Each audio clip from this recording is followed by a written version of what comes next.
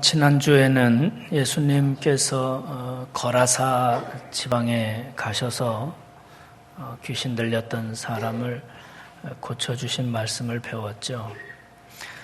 그런데 예수님께서 귀신 들렸던 사람을 고쳐주실 때 그 귀신을 그 동네에 있던 돼지떼에게로 들어가게 해서 돼지떼가 물속으로 다 빠져서 몰살하는 말씀, 그 모습을 보고 동네 사람들이 예수님을 떠나가라고 그랬어요.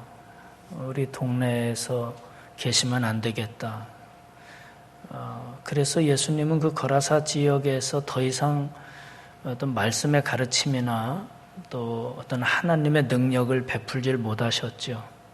그리고 이제 배를 타고 다시 곧바로 건너편으로 오셨습니다. 그게 40절입니다. 40절 읽어보겠습니다. 예수께서 돌아오심에 무리가 환영하니 이는 다 기다렸음이라. 근데 그 건너편으로 예수님이 오셨을 때 이쪽에 있는 사람들은 예수님을 다 환영했어요. 그리고 기다리고 있었어요. 예수님, 여러분들도 예수님 만나기가 이렇게 기다려지고 또 예수님이 오시면 환영하고 예수님 만나길 사모하는 마음 되길 바라요. 그 거라사 지역의 사람들처럼 예수님이 떠나가셨으면, 안 오셨으면, 없어졌으면 그런 게 아니라 내 예수님 만나고 싶다. 예배가 기다려지고 예수님이 기다려지고 그런 심령이 복된 거예요. 그런데 이렇게 돌아오니까 한 사람이 예수님 앞에 와서 예수님 앞에 엎드려서 간절히 간구를 합니다. 오늘은 그 사람에 대한 얘기예요. 41절 읽어봅니다. 이에 회당장인 야이로라 하는 사람이 와서 예수의 발 아래에 엎드려 자기 집에 오시기를 간구하니 이는 자기에게 12살 된 외딸이 있어 죽어감이러라. 야이로라는 사람이 예수님 앞에 와서 예수님 발 앞에 엎드렸다 그랬습니다. 근데 이 사람은 회당장이죠. 유대인들은 이렇게 한 부락을 만들어서 살면 그 중심에 늘 회당이 있습니다. 그 회당이 이제 예배도 드리고 또 율법도 배우고 그리고 거기서 회의도 하고 때로는 재판도 하고 이게 회당 공동체죠. 유대인들은 중심이 회당이에요. 거기를 관리하고 책임지는 사람입니다. 회당장. 그 지역에서 유력한 사람인 거죠. 그런데 이 사람이 예수님 앞에 와서 예수님 발 아래에 엎드렸다 그랬습니다. 그렇게 엎드려서 예수님이 자기 집에 오시기를 구하는 겁니다. 왜 그런가 하니 12살 된 외동딸이 있었는데 죽어가는 거예요. 그러니까 이 회당장은 외동딸이 죽어가니까 예수님 앞에 와서 엎드린 거예요. 사실 당시 그 유대 사회의 주류를 이루었던 사람들, 바리새인들, 또 성경을 가르치는 서기관들, 이런 회당장, 이런 사람들은 거의 대부분이 예수님에게 적대 관계였습니다. 물론 예수님을 좋아하는 사람도 있었지만 예수님을 심지어는 죽이려고까지 했습니다. 그러니까 그 유대 사회 그 주류를 이루었던 사람들이 예수님에게 이렇게 온다는 것, 그것이 굉장히 어려운 거고, 심지어는 예수님 앞에 와서 엎드렸다는 것은 이건 참 파격적인 일이에요. 근데 이 회당장 야이로라는 사람은 자기 자신에게 그만한 사정이 있었어요. 12살 된 외동딸이 지금 죽어갑니다. 근데 조금 뒤에 성경에 나오지만 얼마 있다가 죽어요. 그 딸이. 그러니까 이 외동딸이 지금 굉장히 긴박한 상황인 거죠. 막 숨이 막 넘어가는 그런, 이런 걸 보면 우리들이 살다가 정말 이런 큰 어려움에 닥치는 거, 힘든 일을 만나는 거, 이러한 것들이 우리를 예수님 앞으로 이끌어가는 것 같아요. 그런 얘기들을 하죠. 내가 뭐 교회 뭐 복 받으려고 나갔냐? 뭐 염치도 없이 뭐 내가 힘드니까 지금 나가는 게 아유야 낯간지럽다. 뭐 이런 얘기들 하거든요. 내가 그동안 난 새벽기도 한 적도 없는데 뭐 철야기도 나간 적도 없는데 또 힘들다고 나가는 게 아유야 이게 좀 창피하다 뭐 이런 생각도 같거든요. 근데 여러분 절대로 그게 아니에요. 그런 것 때문에 예수님 앞에 나오는 겁니다. 내 힘으로 할 수 없으니까 예수님을 찾는 겁니다. 예수님은 그것 때문에 우리에게 오신 분이에요.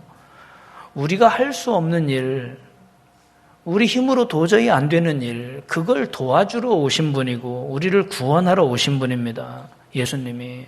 어려울 땐 예수님 앞에 나와서 엎드리시기 바랍니다. 그게 부끄러운 것도 아니고 또 자존심 상하는 것도 아니에요. 여기 회당장이라고 하는 이 사람, 그 사회의 주류를 이룬 이 사람이 그냥 예수님 앞에 와서 엎드려서 우리 집에 좀 빨리 가주세요. 지금 딸이 죽어가는데 뭐가 아쉽고 뭐가 미련이 있겠습니까? 그렇게 예수님 앞에 와서 엎드렸는데요. 우리가 얼마 전에 이렇게 성경을 쭉 배워왔죠. 회당에서 어떤 한 일이 있었어요. 그 일이 뭐냐면 이렇게 한쪽 손이 이렇게 말랐던 사람이 있었어요. 회당 안에. 근데 예수님이 그 사람 손을 펴줬죠. 그러니까 이 회당장은요, 회당에서 있었던 일, 그리고 예수님께서 다니면서 하시던 일들을 다 보고 듣는 사람입니다.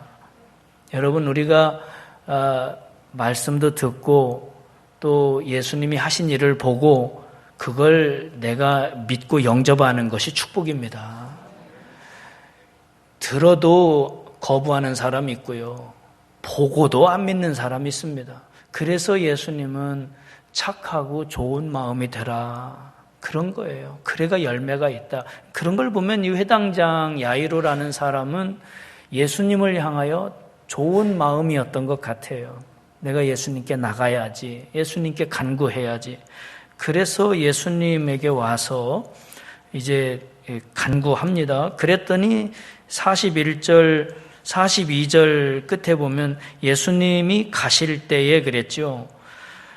예수님이 그 회당장이 가자고 하니까 가십니다. 참 복되지 않습니까? 우리가 기도하면 예수님 들으십니다. 예수님 우리가 사모하면 만나 주십니다. 예수님이 가시잖아요. 그 이제 사람들이 막 밀려듭니다. 얼마나 많이 몰려왔겠습니까?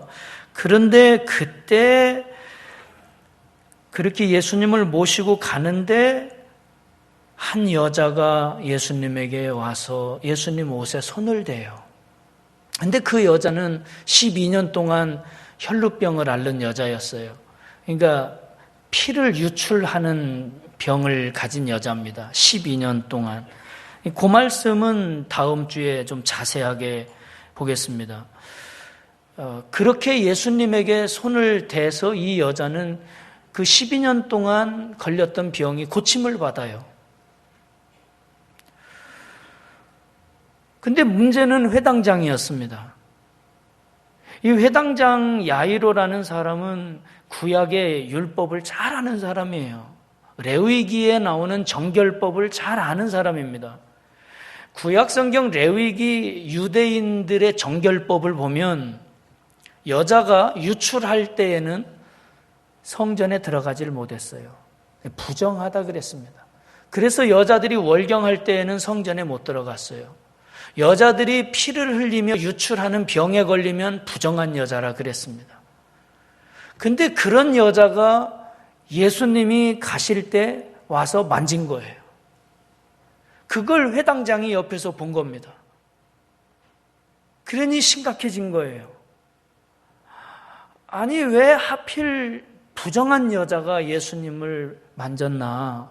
예수님과 접촉을 했나? 그러면 예수님도 부정해지는 거죠. 유대 정결법에 의하면. 그러면 부정하신 분을 우리 집에 모시고 들어갈 수가 없는 거예요. 우리 집도 부정해지니까. 그러니까 이 야이로는 심각한 상황에 지금 부딪힌 겁니다. 예수님을 계속 모시고 가야 되나? 예수님이 더러워졌는데, 부정해졌는데, 그리고 또 하나는 지금 한시가 급하지 않습니까? 딸이 막 죽어가는데, 근데 그 여자가 또 와가지고 예수님 옷에 손 대고 그러면서 예수님이 멈춰서 또 대화 나누고 지체하니까 이 회당장 마음이 애가 타는 겁니다. 아마 속이 다 타들어갔을 겁니다. 그때 그러고 있는데 49절 같이 읽어봅니다. 아직 말씀하실 때에 회당장의 집에서 사람이 와서 말하되 당신의 딸이 죽었나이다. 선생님을 더 괴롭게 하지 마소서. 그러고 있는데 집에서 사람이 와서 딸 죽었어요. 딸 죽었어요. 선생님 모시고 갈 필요 없어요.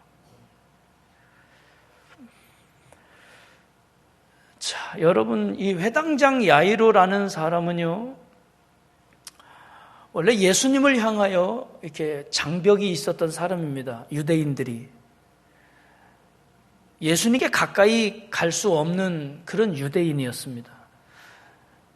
그런데 이 회당장은 자기가 가지고 있었던 장벽, 예수님께 가까이 갈 수 없었던 장벽, 어떤 종교적인 장벽, 그리고 사회적인 신분의 장벽, 이런 것들을 넘어왔던 사람입니다. 딸 살리고 싶어서. 우리들이 신앙생활 쉽게 한다? 교회에 나오는 게 쉽다? 아마 드물 겁니다. 우리들이 기존에 가지고 있었던 신앙이 있고 또 믿었던 게 있고 그런 종교적인 게 다 있습니다. 그런 종교적인 장벽을 넘어서 교회 나오는 거, 예수님 만나는 거 쉽지 않습니다. 지금 이 야이로는 그 장벽을 넘어왔던 사람이에요. 사회적인 신분, 또 유대 사회에서 회당장이라고 하는 직책을 가진 사람, 자기가 이제는 유대 사회로부터 외면당할지도 모르고 버림받을지도 몰라요. 그런 것들까지 감수하면서 나온 거예요. 내가 교회를 다니면 잃어버리는 게 생길 수도 있습니다. 사회적인 것을 내가 손해볼 수도 있습니다. 내가 부모 때로부터 믿어온 종교가 있습니다. 내가 이런 것들을 다 극복하고 넘어가서 나 이제 예수 한번 믿어봐야 되겠다. 내가 이제 교회 다니자. 예수님을 한번 붙잡고 싶어서 나왔던 사람이에요. 그런 장벽을 넘어서 예수님을 모시고 가는데 중간에 12에 혈루병 걸렸던 여자로 인하여 그런 장벽을 또 만납니다. 그런가 하면 이젠 딸이 죽었다고 하는 소식을 또 듣습니다.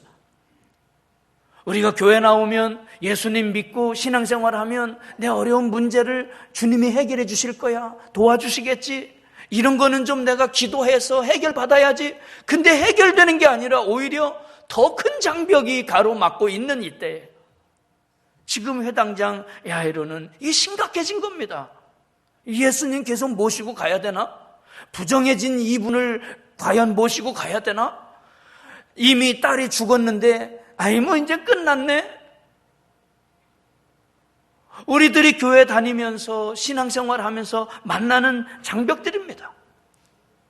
교회 마음 먹고 한번 나왔는데 문제가 더 어려워지면 주변 사람들이 이러쿵저러쿵 또 말도 많아요. 교회 다니냐? 예수님 모시고 가봐야 소용없다. 교회 다녀도 아무 소용없어. 지금 이 상황에 이게 야이로의 상태예요. 예수님께서 그걸 다 보셨습니다. 그 상황을 다 보시고 그리고 회당장 야이로의 그 마음을 예수님이 다 보고 계세요. 그리고는 말씀하시죠. 50절 같이 읽겠습니다. 예수께서 들으시고 이르시되 두려워하지 말고 믿기만 하라. 그리하면 딸이 구원을 얻으리라. 예수님이 그걸 다 보시고 회당장 야이로의 그 마음, 흔들리고 있는 그 마음을 보시고 두려워하지 말고 믿기만 하라. 그러면 네 딸이 구원을 얻으리라. 두려워하지 말고 믿기만 하라. 이 말씀은 시제로 보면 현재 진행형으로 쓰여 있습니다. 그러니까 이 말은 야이로야, 두려워하지 말고 계속 믿어라. 현재 진행형에 계속 믿어라. 여기까지만 믿는 게 아니다. 계속해서 믿어라. 야이로가 어떤 사람이었습니까? 회당장이었고 유대사회 주류였고 보는 사람이 많고 지켜보는 눈도 많고 자기가 잘못하면 그 주류 사회에서 왕따 당할 수도 있고, 그런데 예수님을 믿기로 작정했습니다. 나 이제 예수님 믿을 거야. 나 이제 교회 다닐 거야. 나 이제 신앙생활 할 거야. 그렇게 작정하고 결심하고 주님 앞에 나온 사람입니다. 예수님 믿으면 내 딸이 살아날 거야. 예수님 믿으면 내 문제가 해결되고 내가 구원받을 수 있어. 그렇게 예수님 앞에 나왔던 사람인데 그 야이로 앞에 또 다른 장벽들이 부딪히고 있었던 겁니다. 그때 예수님이 하신 말씀이에요. 두려워하지 마라. 계속해서 믿어라. 너가 이제까지 믿으며 나오지 않았냐? 나를 믿고 나오지 않았느냐? 나를 믿고 내 앞에 엎드리지 않았느냐? 그 믿음을 계속 유지해라. 그 믿음을 계속 가져라. 괜찮다. 걱정하지 마라. 두려워하지 마라. 나와 함께 가면, 네가 끝까지 나를 믿으면, 계속해서 나를 믿으면 네 딸이 구원을 얻으리라. 계속해서 믿어야 합니다. 우리가 믿음으로 나아갈 때 우리 믿음을 흔들고 방해하는 장애와 장벽들이 많이 놓여 있습니다. 사람들은 떠들어댑니다. 믿음은 계속해서 변함없이 예수님을 향하여 가는 것입니다. 두려워하지 마라. 너가 이제까지 믿어온 대로 계속해서 믿어라. 야이로의 그 마음속에 잠시 머물게 했던 그 12의 혈루병 걸린 그 여자가 얼마나 야속했을까요? 이 여자만 아니었다면 예수님이 내 딸이 죽기 전에 우리 집에 가서 살려줄 수 있었을 텐데 왜 하필이면 이 여자가 지체하게 만들어서 그 사이에 내 딸이 죽었을까? 그런 마음. 여러분, 믿음은 오직 예수님만 보는 것입니다. 사람을 탓하는 것이 아닙니다. 누구 때문에 내가 안 됐다가 아닙니다. 이 여자 때문에 내가 지체했다가 아니에요. 여러분, 예수님을 믿는데, 내가 예수님, 절대적인 예수님을 의지하고 가는데 시간이 무슨 상관입니까? 좀 지체되는 것이 무슨 관계가 있습니까? 환경이 무슨 의미가 있습니까? 병들었든지 죽었든지 무슨 상관이 있습니까? 예수님하고 같이 가는데, 예수님하고 같이 가는 것이 믿음입니다. 우리는 내 생각대로 내 시간대로 잘 안 되고 지체되고 머물면 불평하고 원망하고 또 사람을 탓하고 누구 때문에 내가 어렵다고. 아닙니다. 예수님은 말씀하십니다. 누구를 탓할 것도 없고 누구를 원망할 것도 없다. 너는 끝까지 계속해서 나만 믿으라. 주께서 심지가 견고한 자를, 그 마음과 그 믿음이 튼튼하고 견고한 자를 평강으로 인도하시리니, 우리가 오직 주님만을 바라볼 때에 주님이 우리에게 평강을 주십니다. 야이로는 흔들림 없이 예수님을 모시고 갑니다. 이런 믿음이 필요해요. 이제 집에 갔습니다. 52절 읽겠습니다. 모든 사람이 아이를 위하여 울며 통곡하며 예수께서 이르시되 울지 말라. 죽은 것이 아니라 잔다 하시니 그들이 그 죽은 것을 아는 거로 비웃더라. 예수님이 집에 가셨습니다. 가셨더니 사람들이 통곡하고 울고 있습니다. 울지 말라. 이 아이는 죽은 것이 아니다. 자는 것이다. 그랬더니 그들은 그 아이가 죽은 걸 다 아니까 비웃었다 그랬습니다. 비웃었다. 믿음이 없는 사람들은 그렇습니다. 믿음이 없는 사람들은 주님의 말씀도 비웃습니다. 믿음이 없는 사람들은 무슨 일을 당하면 소리부터 냅니다. 시끄럽습니다. 말이 많습니다. 울지 말라. 시끄럽다. 잠잠하라. 이 아이는 자는 것이다. 내가 해결한다. 여러분, 사람을 향하여, 세상을 향하여, 또 사람들과 시끄럽게 하지 말고 주님을 향하여 침묵하고 엎드리십시오. 맡기십시오. 주님 이루시옵소서. 주님 하시옵소서. 오직 주님께만 맡깁니다. 주님이 하십니다. 예수님께서는 다 나가라. 다 나가라. 시끄럽고 믿음 없는 그들은 내보내고 베드로와 야고보와 요한 그리고 부모를 데리고 들어갔습니다. 그리고는 그 자리에서 그 아이를 일으켜 주셨습니다. 성도 여러분, 믿음으로 예수님의 능력과 예수님의 기적에 동참하는 여러분 되길 바랍니다. 예수님이 일으키시는 그 축복과 기적의 현장에 예수님과 함께 손잡고 들어가는 여러분이 되길 축원합니다.